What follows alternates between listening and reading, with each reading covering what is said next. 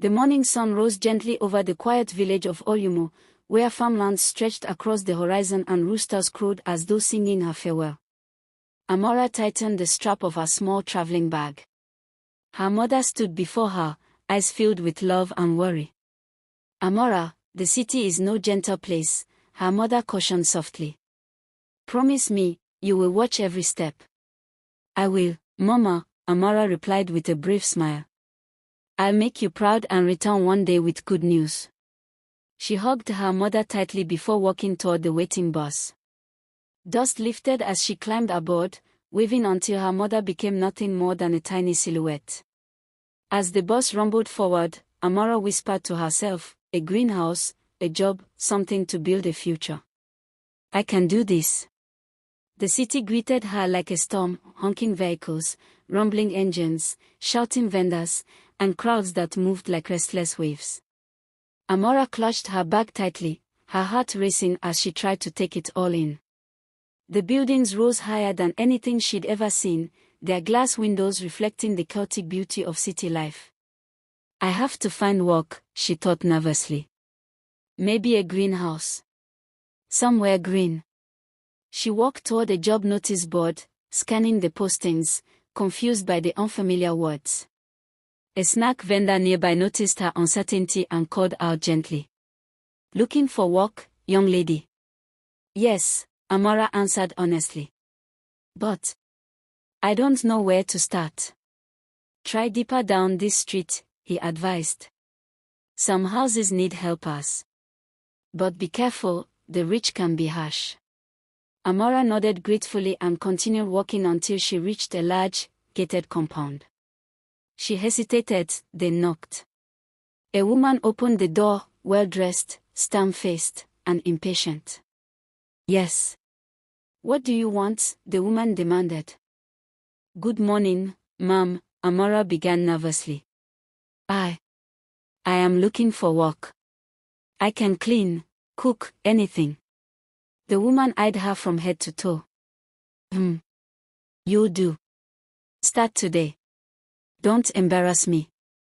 Just like that, Amara entered the Bello household, and her dreams of working in a greenhouse were replaced by sweeping floors, scrubbing bathrooms, and serving meals in a house that smelled of money, perfume, and unspoken tension.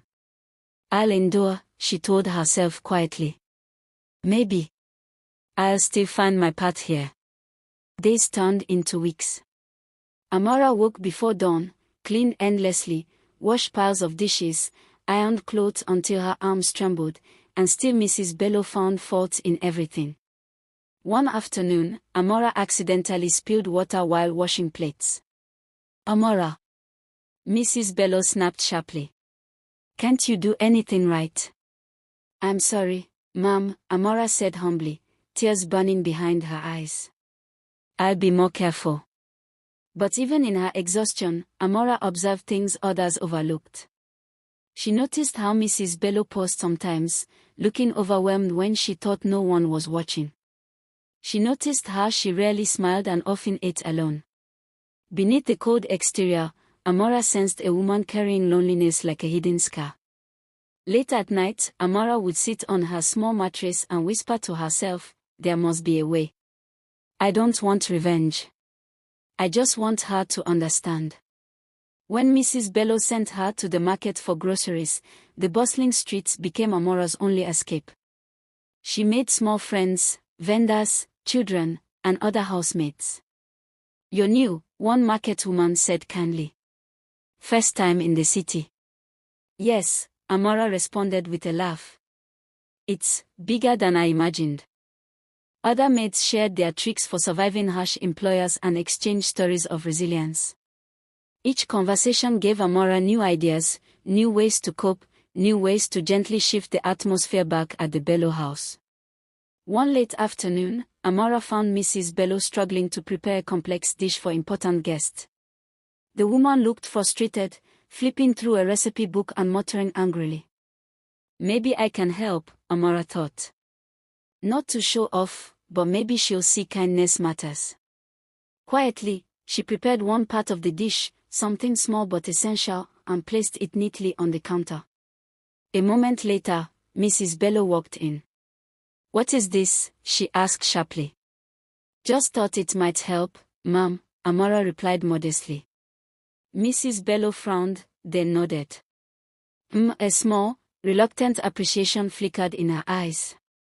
It wasn't much, but it was something. That night, Amara sat by the window, gazing at the city lights shimmering like scattered stars. Cars zoomed by, buildings glowed, and the vastness of the city felt both frightening and hopeful. "It won't be easy," she whispered to herself. "But I'll teach her, gently. She doesn't need to be cruel to earn respect. I can show her that." The breeze brushed her face softly, carrying her hopes into the night. She felt stronger, more determined, ready for the challenges ahead and the unexpected opportunities life in the city might bring. And with that resolve in her heart, the first chapter of Amara's new life slowly faded into dusk, foreshadowing the lessons, trials, and transformation that awaited her. The sun rose gently over the Bello household, painting the kitchen walls with soft gold. Amara was already awake, moving with quiet grace as she prepared breakfast. There was a certain calmness in the air, the kind that comes before a change. Mrs. Bello stepped into the kitchen with her usual stern expression, but something made her stop. The aroma in the air was different. Unexpected. Almost comforting. She tasted the breakfast Amara had made, and though she hid it beneath a firm face, she was impressed. For the first time, she admitted to herself that the girl from the village might actually have talent. A small shift had begun, an invisible crack in the wall she had built around her heart. As the days passed, Amara continued doing her work with the same humility and quiet strength. She had learned to balance silence with gentle courage. One afternoon, as she cleaned the living room, she noticed Mrs. Bello about to raise her voice at a visiting helper who made a simple mistake. Amara stepped forward softly, offering a kind suggestion, reminding her that a softer tone could work wonders. Mrs. Bello was taken aback. No one had ever dared to correct her, especially not a maid. Though her pride bristled, her heart heard the truth in Amara's words. That moment planted a seed, a tiny question in her mind about who she had become and whether she liked that version of herself. Meanwhile, Amara was learning from the city itself. During her errands, she met other workers, other helpers navigating the same struggles. Some complained, some gossiped, some encouraged her to rebel. But Amara remained grounded. She believed that people often acted out of fear, pain, or pressure. She chose patience instead of rebellion. One day at the market, she helped a sick street child, wiping the child's face, offering food, and comforting them until help arrived. She didn't know that Mrs. Bello saw everything from the car window. And in that moment, something inside the woman softened. She wondered how she had allowed herself to live without such compassion. But Amara knew that not all lessons were taught with words. Some required creativity. One morning, she decided to gently show Mrs. Bello how anger could disrupt peace. She left small, harmless messages around the house: the misplaced flower here, a light water spill there. Not destruction, just enough to catch attention. When Mrs. Bello walked in and panicked over the unusual disarray, Amara calmly explained that perhaps the house itself was reacting to the tension and harshness within it. The message struck deeper than either of them expected. For the first time, Mrs. Bello smiled at her in genuine understanding. It was a breakthrough. Days turned into weeks, and warmth slowly replaced the icy atmosphere that once ruled the home. Amara and Mrs. Bello began sharing small moments: a cup of tea, a conversation about recipes, quiet laughter at jokes. Mrs. Bello's friends noticed that the house felt brighter, more welcoming, though none of them realized that the heart of that brightness was Amara's gentle presence. They started working together on tasks around the house, and even planned a small surprise gathering for an old friend, something that would have been impossible in the early days of their relationship. Yet change doesn't happen overnight. One afternoon, Mrs. Bello almost slipped back into her old habit of snapping at another young helper. But she caught herself, remembering Amora's quiet teachings. Instead of anger, she chose understanding. It was a turning point, one that even surprised her.